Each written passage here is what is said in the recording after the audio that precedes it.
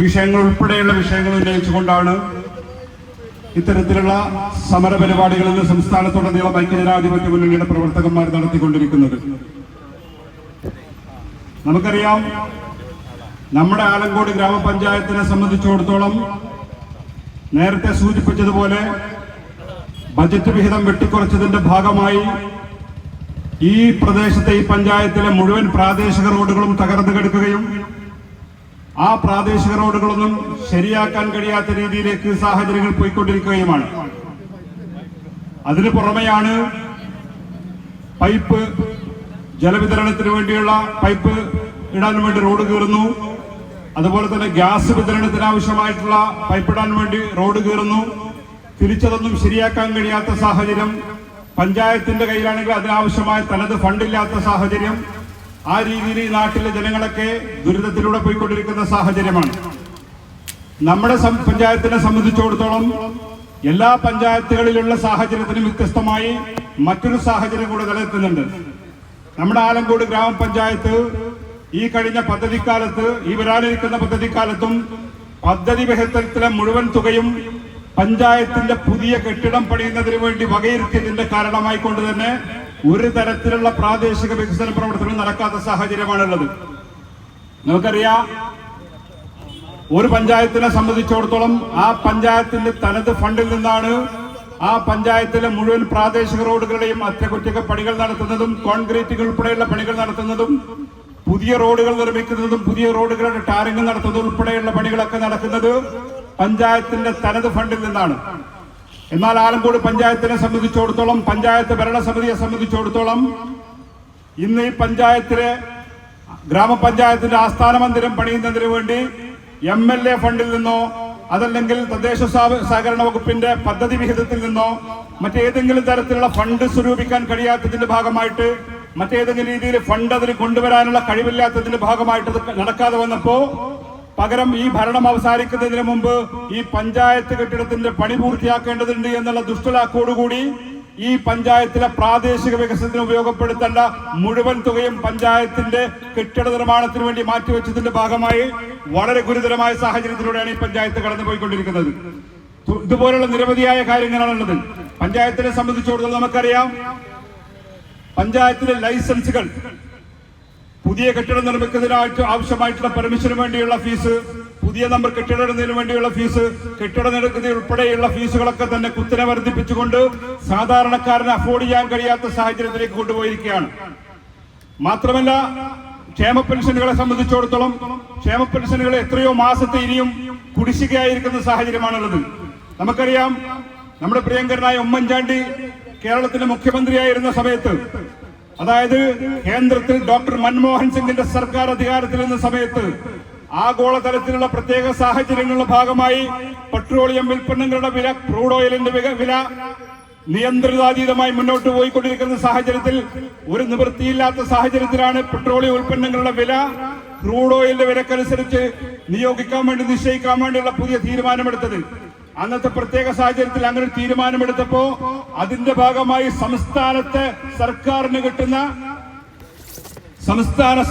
കിട്ടുന്ന അധിക നികുതി വേണ്ടെന്ന് വെച്ചുകൊണ്ട് സംസ്ഥാനത്ത് ജനങ്ങളുടെ മേലിൽ ഒരു തരത്തിലുള്ള അധിക ബാധ്യതയും വന്നുകൂടാ എന്നുള്ള കാരണം കൊണ്ട് തന്നെ ആ അധിക ബാധ്യതയായി വരുന്ന സംസ്ഥാനത്തിന്റെ നികുതി വേണ്ടെന്ന് വെച്ചുകൊണ്ട് എല്ലാ തവണയും, ഓരോ തവണയും പെട്രോളിയം ഉൽപ്പന്നങ്ങളുടെ വില വർധന ഉണ്ടാകുമ്പോ ആ സംസ്ഥാന സർക്കാരിന് നികുതി വിഹിതം വേണ്ട എന്ന് വെച്ചുകൊണ്ട് സംസ്ഥാനത്തെ ജനങ്ങൾക്ക് ആശ്വാസം നൽകിയിരുന്ന ഉമ്മൻചാണ്ടിയുടെ സർക്കാർ അധികാരത്തിൽ നിന്ന് പോയതിനു ശേഷം പകരം വന്ന പിണറായി വിജയന്റെ സർക്കാർ ഒരു തവണ പോലും കേന്ദ്ര തലത്തിൽ പെട്രോളിയം ഉൽപ്പന്നങ്ങളുടെ വില വർദ്ധിക്കുന്ന ഒരു തവണ പോലും സംസ്ഥാനത്തിന് ലഭിക്കുന്ന അധിക നികുതി വേണ്ടെന്ന് വെച്ചുകൊണ്ട് സംസ്ഥാനത്തെ ജനങ്ങൾക്ക് ഒരു ആശ്വാസം നൽകാൻ തയ്യാറാവാത്ത സർക്കാരാണ് പിണറായി വിജയന്റെ നേതൃത്വത്തിൽ അധികാരത്തിലിരിക്കുന്നത്.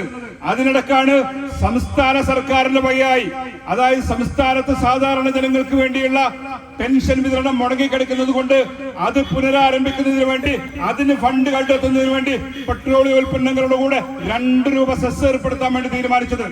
അങ്ങനെ ഇന്ന് നമ്മളൊക്കെ പെട്രോൾ അടിച്ചുകൊണ്ടിരിക്കുമ്പോൾ അധികമായി 2 രൂപ സെസ് കൊടുത്തുകൊണ്ടിരിക്കുക. അങ്ങനെ നമ്മുടെ കയ്യിൽ നിന്നും മുടങ്ങിക്കിടന്ന ക്ഷേമ പെൻഷൻ വിതരണത്തിന് വേണ്ടി അധിക സെസ് വാങ്ങിച്ചിട്ട് പോലും ആ പെൻഷൻ വിതരണം മര്യാദക്ക് നടത്താൻ കഴിയാത്ത പരാജയപ്പെട്ട ഗവൺമെന്റായിട്ട് ഈ സർക്കാർ മാറിയിരിക്കുകയാണ്.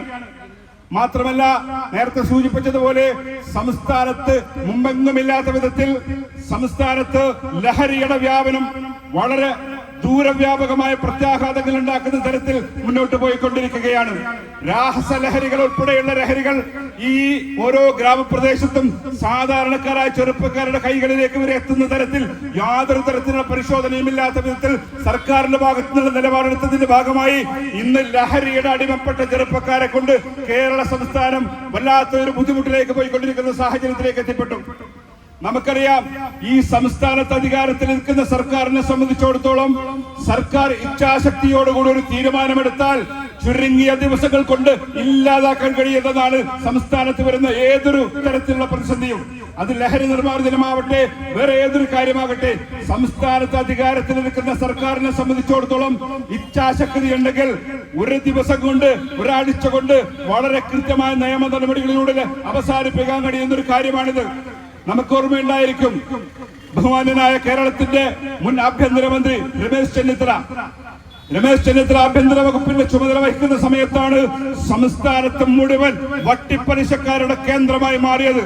ഓരോ മുക്കിലും മൂലയും തമിഴ്നാട്ടിൽ നിന്ന് വന്നവരും അല്ലാത്തവരുമായ വട്ടിപ്പലിശക്കാർ സാധാരണക്കാരായ ജനങ്ങളെ പലിശയുടെ പേരിൽ കൊള്ളയടിച്ചുകൊണ്ടിരിക്കുന്ന ഒരു സാഹചര്യമുണ്ടായി.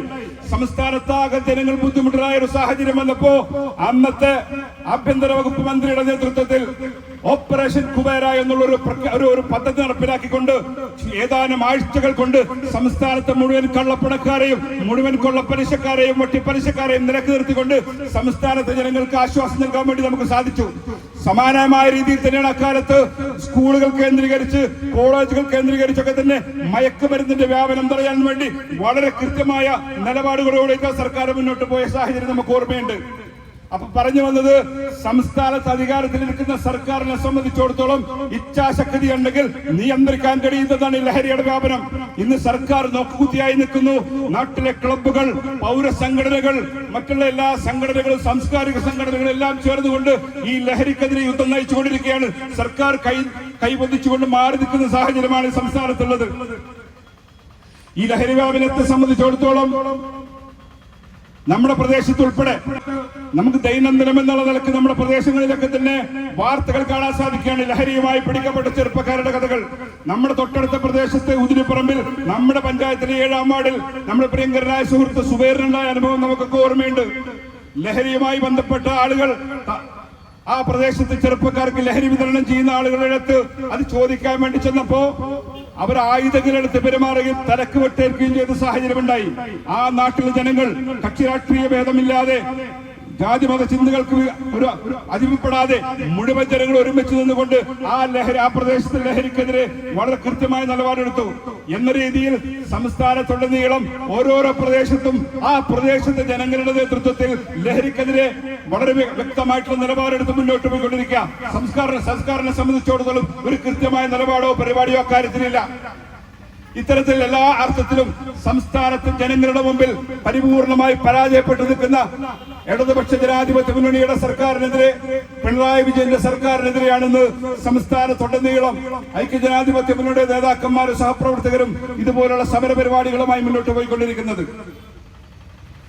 ഈ വിഷയങ്ങളെ കുറിച്ചൊക്കെ തന്നെ എനിക്ക് മുമ്പ് സംസാരിച്ച ഉദ്ഘാടകനും ഉൾപ്പെടെയുള്ള നേതാക്കന്മാരൊക്കെ വിശദമായി സംസാരിച്ചിട്ടുണ്ടാകും എന്നതുകൊണ്ട് തന്നെ അത്തരം കാര്യങ്ങളിലേക്കൊന്നും ഒരു പരിധി കൂടി വിശദമായി ഞാൻ കടക്കുന്നില്ല.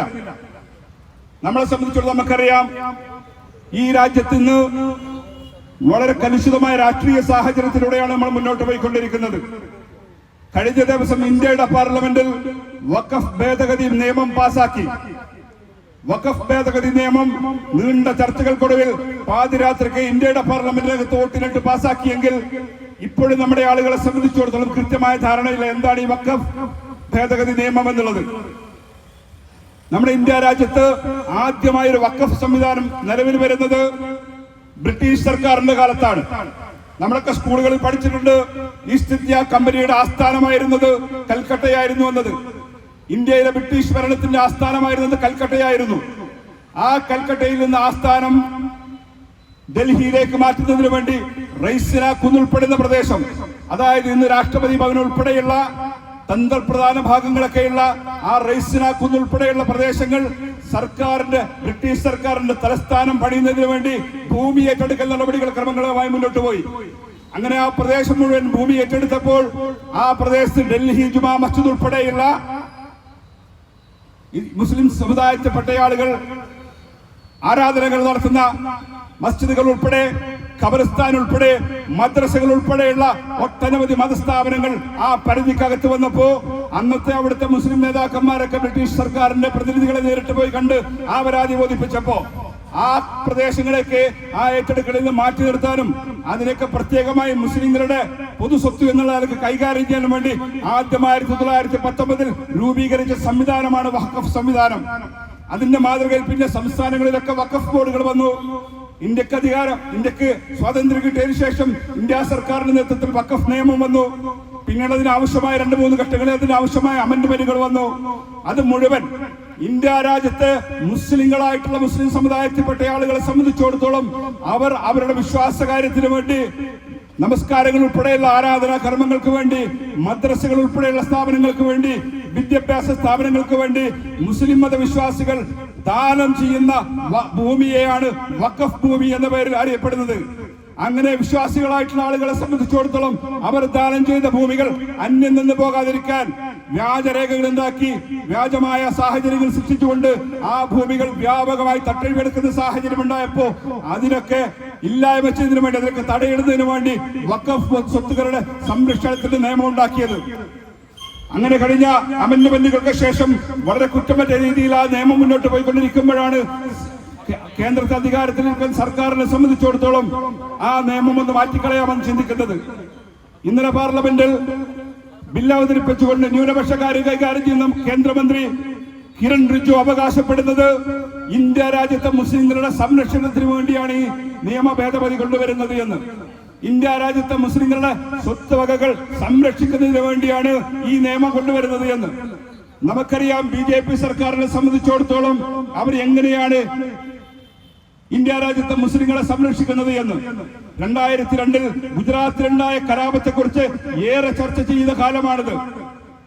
എമ്പുരാൻ എന്ന് പറയുന്ന ഒരു സിനിമയുടെ റിലീസിനോടനുബന്ധിച്ചുണ്ടായ വിവാദങ്ങൾ നമ്മളൊക്കെ കേട്ടതാണ്.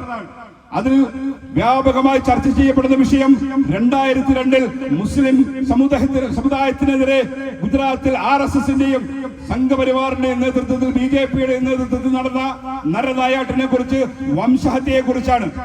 അത്തരത്തിൽ വിവിധങ്ങളായ ഘട്ടങ്ങളിൽ ഇന്ത്യയിൽ കലാപങ്ങളിലൂടെ മുസ്ലിം സമുദായത്തെ ഇല്ലായ്മ ചെയ്യാൻ, മുസ്ലിം സമുദായത്തെ അതിന് നരനായാട്ടം നടത്തി ഇല്ലായ്മ ചെയ്യാൻ വേണ്ടി ശ്രമിക്കുന്ന BJPയാണ് പറയുന്നത് ഞങ്ങൾ മുസ്ലിങ്ങളുടെ സ്വത്ത് സംരക്ഷിക്കുന്നതിന് വേണ്ടിയാണ് ഈ പറയുന്ന നിയമം കൊണ്ടുവരുന്നത് എന്ന്.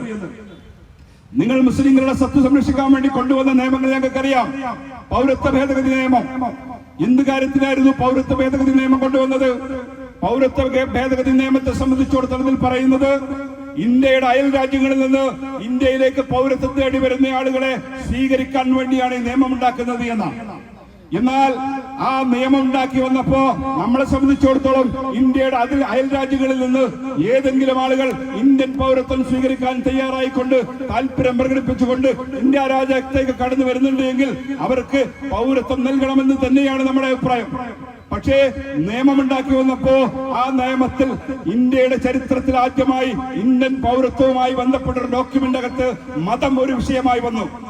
അതായത് ഇന്ത്യയുടെ അയൽ രാജ്യങ്ങളിൽ നിന്ന് പൗരത്വം തേടി ഇന്ത്യയിലേക്ക് വരുന്നവരിൽ നിന്ന് മുസ്ലിങ്ങൾ ഒഴികെയുള്ള മറ്റ് മതവിഭാഗങ്ങൾക്ക് പൗരത്വം നൽകാൻ വേണ്ടി തീരുമാനിക്കുന്നതായിരുന്നു ആ നിയമം. ഇന്ത്യയുടെ ഭരണഘടനയുടെ അടിസ്ഥാനപരമായിട്ടുള്ള മൂല്യങ്ങളെ തകർത്ത് കളയുന്ന നിയമനിർമ്മാണമായിരുന്നു അത്. ഇന്ത്യയിലെ ഉടനീളം അതിനെതിരെ വലിയ തോതിലുള്ള പ്രതിഷേധങ്ങൾ ഉണ്ടായി.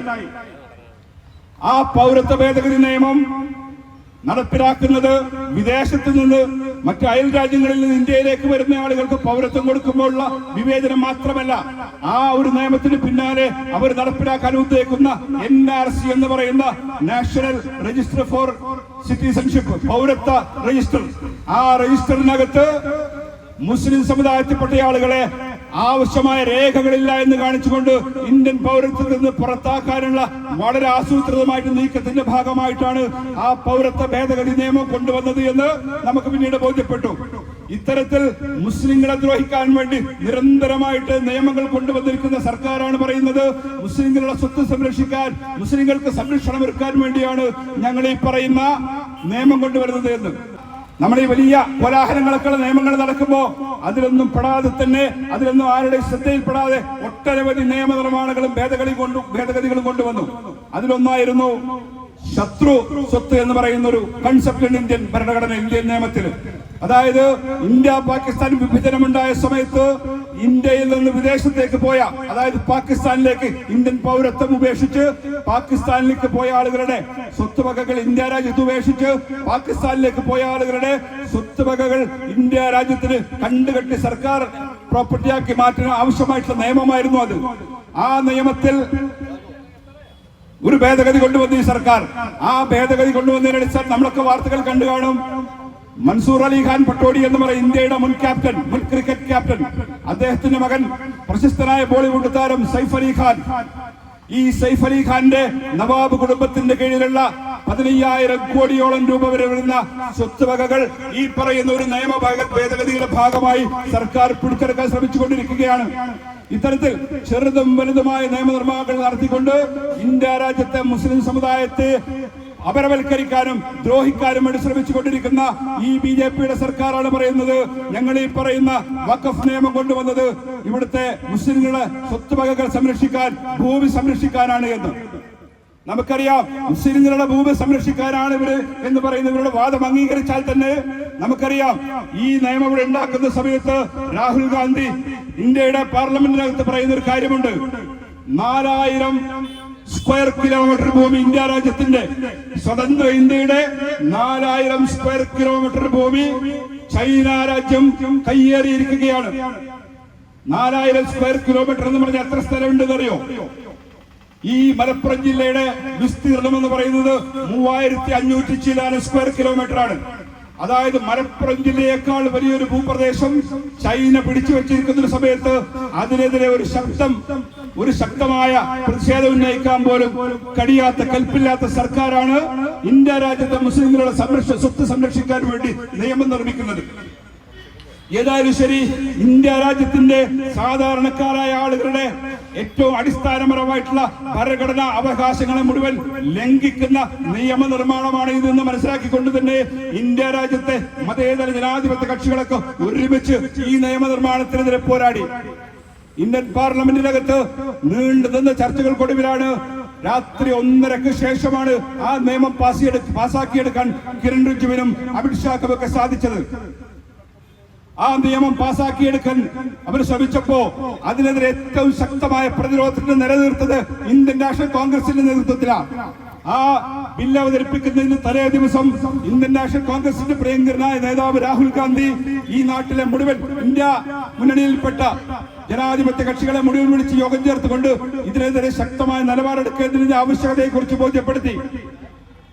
അവരെല്ലാവരും കൂടി ഒരുമിച്ച് ശക്തമായ നിലപാടെടുക്കാൻ വേണ്ടി തീരുമാനിച്ചു. അതിന് തൊട്ടു പിന്നാലെ കോൺഗ്രസ് എംപിമാരുടെ യോഗം വിളിച്ചു. യോഗം വിളിച്ചു ഈ നിയമത്തിനെതിരെ പാർലമെന്റിനകത്ത് ആരൊക്കെ സംസാരിക്കണം, എന്തൊക്കെ സംസാരിക്കണം എന്നുള്ള കൃത്യമായ ആസൂത്രണം നടത്തി. അങ്ങനെയാണ് കൂട്ടായ ആക്രമണം വഴി ഇന്ത്യയുടെ പാർലമെന്റിൽ ഒരു തെറ്റായ നിയമം പാസാക്കുമ്പോഴും ഇന്ത്യയിലെ പ്രതിപക്ഷത്തിന്റെ ജനാധിപത്യാവകാശങ്ങൾ പൂർണ്ണമായി ഉപയോഗപ്പെടുത്തിക്കൊണ്ട് അതിനെതിരായ മുഴുവൻ വാദങ്ങളും സഭയിൽ ഉന്നയിച്ച് അതൊക്കെ സഭാരേഖകളിൽ ഉൾപ്പെടുത്തിക്കൊണ്ട് വളരെ നീണ്ട ചർച്ചകൾക്കൊടുവിൽ ആ നിയമം പാസാക്കുന്ന സാഹചര്യം ഉണ്ടായത്. അതിലെല്ലാവരും ഒരുമിച്ച് നിന്നു, എല്ലാ ജനാധിപത്യ കക്ഷികളും ഒരുമിച്ച് നിന്നു. പക്ഷേ ക്ഷീരമുള്ള ഒരു അകിടിന്റെ ചുവട്ടിലും കൊതുകിന് ചോര തന്നെ കൗതുകം എന്ന് പറഞ്ഞതുപോലെ കേരളത്തിലെ സഖാക്കളെ സംബന്ധിച്ചിടത്തോളം അപ്പോഴും കോൺഗ്രസിന്റെ കുറ്റം കണ്ടുപിടിക്കാൻ, കോൺഗ്രസിനെതിരെ നിലപാടെടുക്കാൻ അവസരമായിട്ട് അതിനെ കണ്ടു. നമ്മൾ കണ്ടതാണ് പാർലമെന്റിൽ ഈ ബില്ല് അവതരിപ്പിച്ചു തുടങ്ങിയ സമയത്ത് നേരത്തെ പറഞ്ഞ പോലെ മുഴുവൻ ആസൂത്രണവും നടത്തിക്കൊണ്ട് അതുമായി ബന്ധപ്പെട്ട കാര്യങ്ങൾ ചെയ്തുകൊണ്ട് പാർലമെന്റ് കെട്ടിടത്തിൽ തന്നെ ഉണ്ടായിരുന്ന രാഹുൽ ഗാന്ധിയെ അദ്ദേഹം അവിടെ എത്തിച്ചേർന്നിട്ടില്ല എന്ന് വ്യാജ പ്രചരണം നടത്തി. കൈരളി ചാനൽ ഉൾപ്പെടെയുള്ള ചാനലുകൾ, റിപ്പോർട്ടർ ഉൾപ്പെടെ CPM-നും പിണറായിക്കും കുടലൂതുന്ന ചാനലുകൾ ഉപയോഗപ്പെടുത്തിക്കൊണ്ട് വളരെ വ്യാജമായ രാഹുൽ ഗാന്ധിക്കെതിരെ വാർത്ത സൃഷ്ടിച്ചു. മാത്രമല്ല, നേരത്തെ തന്നെ ശ്രീമതി പ്രിയങ്ക ഗാന്ധി അറിയിച്ചിട്ടുണ്ടായിരുന്നു അവരുടെ ഏറ്റവും അടുത്ത ബന്ധുവിന്റെ ഒരു ചികിത്സയുമായി ബന്ധപ്പെട്ട യാത്രയിലാണ് അവരെന്ന്. അവർക്കൊരു കാരണവശാലും പാർലമെന്റിലേക്ക് എത്തിച്ചേരാൻ കഴിയാത്ത സാഹചര്യമാണ് ഉണ്ടായിരുന്നത്. ഇത് മുൻകൂട്ടി ആഴ്ചകൾക്ക് മുമ്പ് അറിയിച്ച നോട്ടീസിന്റെ പുറത്തല്ല ഈ ബില്ല് കൊണ്ടുവന്നത്. ഈ ബില്ല് കൊണ്ടുവരുന്നത് പ്രതിപക്ഷ കക്ഷികൾക്ക് അറിയിപ്പ് കിട്ടുന്നത് തൊട്ട് തലേ ദിവസമാണ്. അപ്പൊ പ്രിയങ്ക ഗാന്ധിക്ക് പങ്കെടുക്കാൻ കഴിയാത്ത സാഹചര്യം ഉണ്ടായിട്ട് അവർ പങ്കെടുക്കാതിരുന്നതിനെ വിപ്പ് ലംഘിച്ച് പ്രിയങ്ക ഗാന്ധി പങ്കെടുത്തില്ല എന്ന് കോൺഗ്രസ് പ്രസിഡന്റിന്റെ സമ്മതം വാങ്ങിക്കൊണ്ട്, പാർലമെന്റ് സ്പീക്കറുടെ സമ്മതം വാങ്ങിക്കൊണ്ട് ആയിരുന്നു ശ്രീമതി പ്രിയങ്ക ഗാന്ധി യാത്ര പോയത്. അപ്പൊ അതുപോലും ചൂണ്ടിക്കാണിച്ചുകൊണ്ട് കോൺഗ്രസിനെതിരെ അവമതിപ്പുണ്ടാക്കാൻ വേണ്ടി ശ്രമിച്ചു. മാത്രമാണ് അവസാനം ഷാഫി പറമ്പിൽ എന്തുകൊണ്ട് സംസാരിച്ചില്ല എന്നുള്ള വാദമാണ്. കോൺഗ്രസിനെ സംബന്ധിച്ചിടത്തോളം ആരൊക്കെ സംസാരിക്കണമെന്ന് കോൺഗ്രസിന്റെ പാർലമെന്ററി പാർട്ടി യോഗം ചേർന്നാണ് തീരുമാനിച്ചത്. 7-8 പേർക്കാണ് കോൺഗ്രസ് പാർട്ടിയിൽ നിന്ന് കക്ഷി നിലക്കനുസരിച്ച് സംസാരിക്കാനുള്ള അവസരം ഉണ്ടായിരുന്നത്. അതുതന്നെ ഇന്ത്യ രാജ്യത്തെ മുഴുവൻ കോൺഗ്രസ് എംപിമാരിൽ നിന്ന് കേരളത്തിൽ നിന്ന് 2 പേർക്ക് സംസാരിക്കാനാണ് അവസരമുണ്ടായിരുന്നത്. അത് സ്വാഭാവികമായിട്ടും കേരളത്തിൽ നിന്ന് കോൺഗ്രസിന്റെ ഏറ്റവും പ്രമുഖനായിട്ടുള്ള നേതാവ് ശ്രീ KC വേണുഗോപാൽ അതിനൊരു അവസരമെടുക്കേണ്ട സാഹചര്യമുണ്ടായി.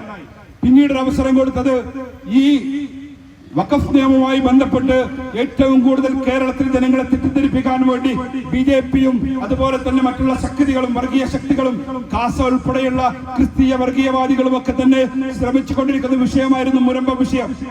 ആ മുനമ്പം പ്രശ്നം നിലനിൽക്കുന്ന ആ പാർലമെന്റ് കോൺസ്റ്റിറ്റ്യുവൻസിയിലെ ജനപ്രതിനിധിയായ ശ്രീ IB ഈഡൻ, അതുപോലെ തന്നെ ആ മുനമ്പത്തെ ജനങ്ങൾ മുഴുവൻ ലത്തീൻ കത്തോലിക്കരായിട്ടുള്ള മത്സ്യത്തൊഴിലാളി വിഭാഗത്തിൽപ്പെട്ട ആളുകളാണ്.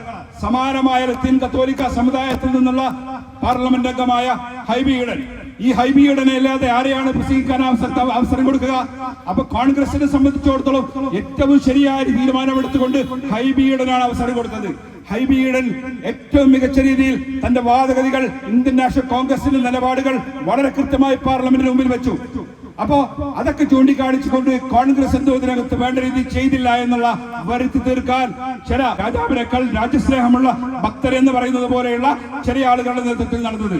എന്നാൽ അതേസമയം തന്നെ പല കാര്യത്തിൽ നമുക്ക് വിയോജിപ്പുണ്ടെങ്കിലും ശരി, MV ഗോവിന്ദൻ എന്ന് പറയുന്ന CPM-ന്റെ സംസ്ഥാന സെക്രട്ടറി ഈ നിലക്ക് ഈ ഒരു ഭരണഘടനാ വിരുദ്ധമായ നിയമനിർമ്മാണം കൊണ്ടുവന്നപ്പോ അതിനെതിരെ പ്രതിരോധം തീർക്കാൻ ഈ രാജ്യത്തെ ജനാധിപത്യ കക്ഷികളെ കൂട്ടിയടക്കിക്കൊണ്ട് കോൺഗ്രസ് നടത്തിയ ആ നീക്കത്തിന്റെ നന്മ തിരിച്ചറിയാനും അത് പത്രങ്ങളുടെ മുമ്പിൽ പറയാനുമുള്ള സന്മനസ് ശ്രീ MV ഗോവിന്ദൻ കാണിച്ചു. പക്ഷേ ഈ അരുൺകുമാറിനെ പോലെയുള്ള മാധ്യമപ്രവർത്തകർ, കൈരളിയിലെ മാധ്യമപ്രവർത്തകരൊക്കെ തന്നെ ഈ അവസരം ഉപയോഗപ്പെടുത്തിക്കൊണ്ട് കോൺഗ്രസിനെതിരെ അവമതിപ്പുണ്ടാക്കാനാണ് ഉപയോഗപ്പെടുത്തിയത്. എന്നാൽ കോൺഗ്രസിനെ സംബന്ധിച്ചിടത്തോളം, ഈ രാജ്യത്തെ ജനങ്ങളെ സംബന്ധിച്ചിടത്തോളം മനസ്സിലാക്കിയിട്ടുണ്ട്, ആ പാർലമെന്റിനകത്ത് കോൺഗ്രസ് ഏറ്റവും കൃത്യമായിട്ട് ഈ പ്രശ്നം അവതരിപ്പിക്കാൻ കഴിയുന്ന ആളുകളെയാണ് അതിന് ചുമതലപ്പെടുത്തിയത് എന്ന്. UP-യിൽ നിന്നുള്ള ഇമ്രാൻ മസൂദ് എന്ന പേരുള്ള, ഇമ്രാൻ പ്രതാപ് ഗഡി എന്ന പേരിൽ അറിയപ്പെടുന്ന ഒരു കവിയായിട്ടുള്ള പാർലമെന്റേറിയൻ ഉണ്ട്. അദ്ദേഹം ഏറ്റവും കൃത്യമായി ഈ പാർലമെന്റിനകത്ത് ഈ വിഷയവുമായി ബന്ധപ്പെട്ട കാര്യങ്ങൾ അവതരിപ്പിച്ചു. അമരേന്ദ്ര സിംഗ് രാജ അബ്രാർ, യൂത്ത് കോൺഗ്രസിന്റെ മുൻ ദേശീയ പ്രസിഡന്റ്, അദ്ദേഹം ഉൾപ്പെടെയുള്ള ആളുകൾ, ജ്യോതിമണി സെഞ്ചുവരെ, തമിഴ്നാട്ടിൽ നിന്നുള്ള കോൺഗ്രസിന്റെ MP തുടങ്ങിയിട്ടുള്ള വിവിധ സെക്ഷനിൽപ്പെട്ട ആളുകൾ, വിവിധ വിഭാഗങ്ങളിൽപ്പെട്ട ആളുകൾ, അതുപോലെ തന്നെ നോർത്ത് ഈസ്റ്റിൽ നിന്നുള്ള ഗൗരവ് ഗൊഗോയ് തുടങ്ങിയിട്ടുള്ള കോൺഗ്രസിന്റെ ഏറ്റവും മുൻനിര നേതാക്കന്മാരാണ് ഈ പാർലമെന്റിനകത്ത് ഈ വിഷയവുമായി ബന്ധപ്പെട്ട കാര്യങ്ങൾ ഉന്നയിച്ചതും കോൺഗ്രസിന്റെ വാദഗതികൾ മുന്നോട്ട് വെച്ചതും. അങ്ങനെ ദൗർഭാഗ്യവശാൽ കക്ഷി നിലയുടെ സാങ്കേതികത്വം കൊണ്ട് ആ നിയമം പാസാക്കിയെടുക്കാൻ BJP സർക്കാരിന് സാധിച്ചു. അപ്പോഴും ഞാൻ നേരത്തെ പറഞ്ഞതുപോലെ CPM-ന്റെ ആളുകളെ സംബന്ധിച്ചിടത്തോളം കോൺഗ്രസിനെതിരെ എന്ത് പണിയാമെന്നുള്ള രീതിയിൽ ആ കാര്യങ്ങൾ ചർച്ച ചെയ്തുകൊണ്ട് ആലോചിച്ചുകൊണ്ട് മുന്നോട്ട് പോയിക്കൊണ്ടിരിക്കാം. സംസ്ഥാനത്തെ സംബന്ധിച്ചിടത്തോളം നമുക്കറിയാം, കഴിഞ്ഞ ദിവസം ഉണ്ടായ ഏറ്റവും പ്രധാനപ്പെട്ട രാഷ്ട്രീയമായ ഡെവലപ്മെന്റ് ആണ് മുഖ്യമന്ത്രിയുടെ മകൾ വീണ ജോർജിനെതിരെ SFIO എന്ന് പറയുന്ന കേന്ദ്ര ധനമന്ത്രാലയത്തിന് കീഴിലുള്ള ഏജൻസിയുടെ അന്വേഷണത്തിൽ പ്രതി ചേർത്തുകൊണ്ട് അന്വേഷണം നടത്താൻ വേണ്ടി തീരുമാനിച്ചത്. നമ്മൾ കുറെ ദിവസങ്ങളായിട്ട് ആവശ്യപ്പെട്ടുകൊണ്ടിരിക്കുകയാണ്. ശ്രീ മാത്യു കുഴൽനാടന്റെ നേതൃത്വത്തിൽ നിയമസഭക്കകത്തും പുറത്തും ഇന്ത്യൻ നാഷണൽ കോൺഗ്രസും ഐക്യജനാധിപത്യ മുന്നണിയും ഈ വിഷയങ്ങൾ ഉന്നയിച്ചുകൊണ്ട് നിരന്തരമായി സമരങ്ങൾ നടത്തിക്കൊണ്ടിരിക്കുകയാണ്. കരിമണൽ കർത്ത എന്നറിയപ്പെടുന്ന കരമണൽ വ്യവസായിയുടെ കമ്പനിയിൽ നിന്ന് മാസവും യാതൊരു സേവനവും വാങ്ങാതെ മുഖ്യമന്ത്രിയുടെ മകളുടെ കമ്പനിയുടെ അക്കൗണ്ടിലേക്ക് ലക്ഷങ്ങൾ പോയിക്കൊണ്ടിരിക്കുക. അത് മുഖ്യമന്ത്രി ഈ കരിമണൽ കർത്തക്ക് നൽകി കൊടുക്കുന്ന സഹായങ്ങൾക്കുള്ള പരസഹായം വളരെ ലീഗലായി കൈക്കൂലി എങ്ങനെ വായിക്കാമെന്നുള്ള പരീക്ഷണം നടത്തിയതായിരുന്നു. പക്ഷേ മാത്യു കുഴൽനാടനെ പോലെ നിയമത്തിന്റെ എല്ലാ മുക്കും മൂലയും പഠിച്ചു വശമാക്കിയ ആളുകൾ അത് കൃത്യമായി അന്വേഷിക്കുകയും പരിശോധിക്കുകയും ആ വസ്തുതകൾ പുറത്തു കൊണ്ടുവരികയും അവസാനം അവർ അന്വേഷണത്തിന് വിധേയമായി വരേണ്ട സാഹചര്യം ഉണ്ടാവുകയും ചെയ്തിരിക്കുകയാണ്. നേരത്തെ പറഞ്ഞു നമ്മൾ എമ്പുരാൻ എന്ന് പറയുന്ന സിനിമയെ കുറിച്ച്. എമ്പുരാൻ എന്ന് പറയുന്ന സിനിമ റിലീസായ സമയത്ത് സംഘപരിവാർ ശക്തികൾ 2002 ഗുജറാത്തിലെ കലാപങ്ങൾ ചിത്രീകരിച്ചു എന്ന ഒറ്റ കാരണം കൊണ്ട് ആ സിനിമക്കെതിരെ, ആ സിനിമയുടെ അണിയറ പ്രവർത്തകർക്കെതിരെ യാതൊരു തരത്തിലുള്ള നീതിയുമില്ലാത്ത രീതിയിൽ അക്രമം അഴിച്ചുവിടുന്ന കാഴ്ച നമ്മൾ കണ്ടു. അപ്പോ കേരളത്തിന്റെ മുഖ്യമന്ത്രി ഉൾപ്പെടെയുള്ളവർ, പ്രതിപക്ഷ നേതാവ് ഉൾപ്പെടെയുള്ളവർ, മുഴുവൻ ആളുകളും ആ സിനിമാ പ്രവർത്തകർക്ക് പിന്തുണ പ്രഖ്യാപിച്ചു. കാരണം വർഗീയ ശക്തികൾക്ക് മുമ്പിൽ അടിയറവ് പറയേണ്ടവരല്ല കേരളത്തിലെ സാംസ്കാരിക പ്രവർത്തകർ, കലാപ്രവർത്തകർ എന്നുള്ള വളരെ കൃത്യമായ ബോധ്യത്തിന്റെ അടിസ്ഥാനത്തിലായിരുന്നു കേരളം ഒറ്റക്കെട്ടായി നിലപാടെടുത്തത്. മുഖ്യമന്ത്രി ആ സിനിമ കാണാൻ വേണ്ടി പോയി, നല്ലത്, സന്തോഷം. പക്ഷേ ആ സിനിമക്കകത്ത് ഈ മുഖ്യമന്ത്രിയെ കുറിച്ച് പറയുന്ന ചില ഭാഗങ്ങളുണ്ട്. മുഖ്യമന്ത്രിയെ പുകഴ്ത്തിക്കൊണ്ട് തിരുവാതിരക്കളി നടത്തിയതിനെ ചിത്രീകരിക്കുന്നുണ്ട്. അതിനു പുറമെ കറുത്ത വാക്സിട്ട് വരുന്ന ആളുകളൊക്കെ എനിക്കെതിരെയുള്ള പ്രതിഷേധം നടത്താൻ വരുന്ന ആളുകളാണെന്ന് തെറ്റിദ്ധരിച്ചുകൊണ്ട് മുഖ്യമന്ത്രി പങ്കെടുക്കുന്ന പരിപാടികളിൽ കറുത്ത മാസ്ക് ധരിക്കാൻ പാടില്ല എന്ന് പറയുന്ന കാര്യത്തെ അതിനകത്ത് പരിഹസിക്കുന്നുണ്ട്. ഇതുപോലെയുള്ള നിരവധി കാര്യങ്ങൾ അതിനകത്ത് പറയുന്നുണ്ട്. മാത്രമല്ല മറ്റൊരു കാര്യം കൂടി ഉള്ളത്, ഇന്ന് സംസ്ഥാനത്ത് അധികാരത്തിലിരിക്കുന്ന മുഖ്യമന്ത്രി BJPയുമായി സഖ്യമുണ്ടാക്കുന്നതായിട്ട് ആ സിനിമയിൽ ചിത്രീകരിക്കുന്നുണ്ട്. ആ സിനിമയിൽ പാർട്ടി വേറെയാണ് കാണിച്ചിട്ടുള്ളത്. അത് നമുക്കറിയാം എന്തുകൊണ്ടാണ് പാർട്ടി വേറെ കാണിച്ചിട്ടുള്ളത് എന്ന്. കാരണം ഇതേ സിനിമ എഴുതിയ മുരളി ഗോപി, ഈ മുരളി ഗോപിയുടെ മറ്റൊരു സിനിമ ഉണ്ടായിരുന്നു. ആ സിനിമയുടെ പേരാണ് ലെഫ്റ്റ് റൈറ്റ് ലെഫ്റ്റ്. മുഖ്യമന്ത്രി പിണറായി വിജയൻ ഉൾപ്പെടെയുള്ള CPMന്റെ നേതാക്കന്മാർ ഇടതുപാത വിട്ട് മുതലാളിത്തത്തിന്റെ പാതയിലേക്ക്, അക്രമത്തിന്റെ പാതയിലേക്ക് പോയിക്കൊണ്ടിരിക്കുന്നതിനെ വളരെ കൃത്യമായി ചിത്രീകരിച്ച സിനിമയായിരുന്നു ലെഫ്റ്റ് റൈറ്റ് ലെഫ്റ്റ്. ആ സിനിമയ്ക്ക് കേരളത്തിൽ പ്രദർശിപ്പിക്കാൻ അവർ അനുമതി നൽകാതിരുന്ന, പ്രദർശിപ്പിക്കാൻ സമ്മതിക്കാതിരുന്ന CPMന്റെ ഭാഗത്തുനിന്ന് ഇന്ന് BJPയുടെ ഭാഗത്ത് ഉണ്ടാക്കുന്നതിനേക്കാൾ വലിയ അക്രമങ്ങളും അതിക്രമങ്ങളും പ്രചാരണങ്ങളും പ്രതീക്ഷിച്ചുകൊണ്ടാണ് പാർട്ടി ഡിസ്ട്രിബ്യൂട്ട് കാണിച്ചുകൊണ്ട് ആ സിനിമക്കകത്ത് ഇതവർ കാണിച്ചിരിക്കുന്നത്. ഇത്തരത്തിൽ ഇതിനു മുമ്പും സിനിമകൾ വന്നിട്ടുണ്ട്. ഈട എന്ന് പറയുന്ന ഒരു സിനിമ വന്നു. ഈട എന്ന് പറയുന്ന സിനിമയിൽ ചിത്രീകരിച്ചത് കണ്ണൂർ ജില്ലക്കകത്ത് പ്രാദേശിക പ്രദേശങ്ങളിൽ CPMഉം BJPയും തമ്മിൽ നടക്കുന്ന സംഘർഷങ്ങളുടെ പശ്ചാത്തലത്തിൽ എടുത്ത സിനിമയായിരുന്നു. കൃത്യമായിട്ട് എങ്ങനെയാണ് CPMകാർ BJPയെ ആക്രമിക്കുന്നത്, എങ്ങനെയാണ് BJPക്കാർ CPMകാരെ ആക്രമിക്കുന്നത് എന്ന് വളരെ പച്ചക്ക് ചിത്രീകരിച്ച സിനിമ. ആ സിനിമയിൽ നമ്മുടെ നാട്ടുകാരനായ നമ്മുടെയൊക്കെ സുഹൃത്തായ അബു വളയംകുളം വളരെ പ്രധാനപ്പെട്ട ഒരു കഥാപാത്രം ചെയ്തിട്ടുണ്ടായിരുന്നു. അബുവിന്റെ സിനിമാ ചരിത്രത്തിലെ കരിയറിലെ ഏറ്റവും മികച്ച കഥാപാത്രം ചെന്നിൽ സുധാകരൻ, സഖാവ് ചെന്നിൽ സുധാകരൻ എന്ന് പറയുന്ന കഥാപാത്രം. പക്ഷേ അത് ജനങ്ങൾക്ക് കാണാൻ അവസരമുണ്ടായില്ല. CPMന്റെ തിട്ടുകുളത്തിന് മുമ്പിൽ ആ സിനിമക്ക് പരാജയപ്പെട്ട് മടങ്ങേണ്ടി വന്നു. മാത്രമല്ല TP 51 വെട്ട് എന്ന് പറയുന്ന TP ചന്ദ്രശേഖരന്റെ കഥ പറയുന്ന സിനിമ ഈ നാട്ടിൽ വന്നു. പ്രദർശിപ്പിക്കാൻ CPMന്റെ ഗുണ്ടകൾ സമ്മതിച്ചില്ല. ഇത്തരത്തിൽ നിരന്തരമായി ഈ സിനിമകൾക്കെതിരെ, സാംസ്കാരിക പ്രവർത്തനങ്ങൾക്കെതിരെ നിലപാടെടുക്കുന്ന ആളുകളാണ് പെട്ടെന്നൊരു സുപ്രഭാതത്തിൽ ആട്ടുംതോരിട്ട് വന്നിരിക്കുന്നത് എന്ന് സാന്ദർഭികമായി സൂചിപ്പിക്കാൻ അവസരം ഉപയോഗപ്പെടുത്തുകയാണ്. പറഞ്ഞു വന്നത്, എല്ലാ അർത്ഥത്തിലും ദേശീയ സംസ്ഥാന തലങ്ങളിൽ രാഷ്ട്രീയ രംഗം കലുഷിതമായി നിൽക്കുന്ന സാഹചര്യത്തിലാണ് ഇന്ത്യൻ നാഷണൽ കോൺഗ്രസിന്റെയും ഇന്ത്യൻ യൂണിയൻ മുസ്ലിം ലീഗിന്റെയും ഉൾപ്പെടെയുള്ള നേതാക്കന്മാരും സഹപ്രവർത്തകരും ഇന്ന് സംസ്ഥാനത്തുടനീളം ഇത്തരത്തിലുള്ള സമര പരിപാടികളുമായി മുന്നോട്ട് വന്നിട്ടുള്ളത്. എനിക്ക് ശേഷം സംസാരിക്കാനുള്ള ആളുകൾ മറ്റു കാര്യങ്ങൾ സംസാരിക്കുന്നത് കൊണ്ട് തന്നെ അത്തരം കാര്യങ്ങളൊന്നും ഞാൻ കടന്നു പോകുന്നില്ല.